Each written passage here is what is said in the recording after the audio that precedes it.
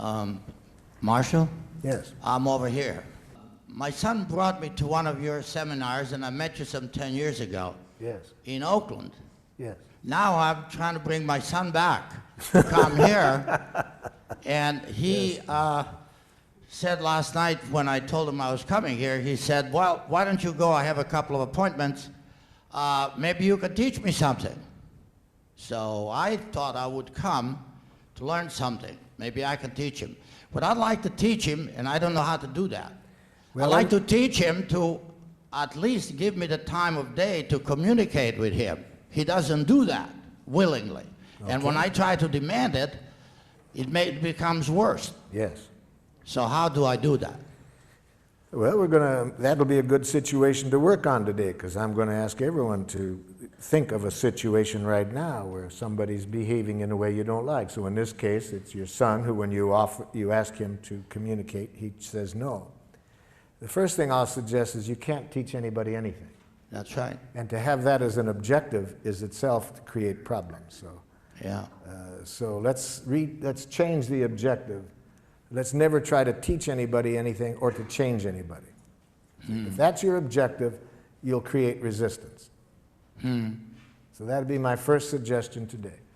Never try to teach anybody anything or to change anybody. That clear? Yeah. Okay. So what do you do then? Give up? No.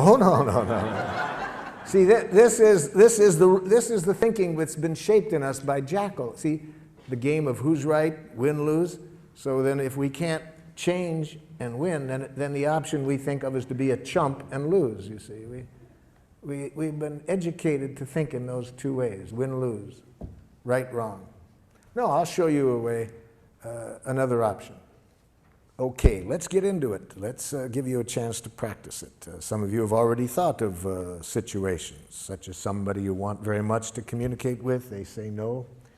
So, think of somebody at the moment who is behaving in a way that is not making life wonderful for you, and you'd like to get to the place that the song was about, where everybody's needs can get met and people are giving to one another from the heart, willingly, not out of coercion, you see. Let's see if we can show you a process to get there in this situation, to get everybody's needs met, and where people give willingly, not out of any coercion. So maybe you are living at home. Maybe you choose today to work on a child that you are living with at home who says horrible, horrible Jackal things such as, no. Oh, you laugh. You try living with one for a while. Please brush your teeth. No.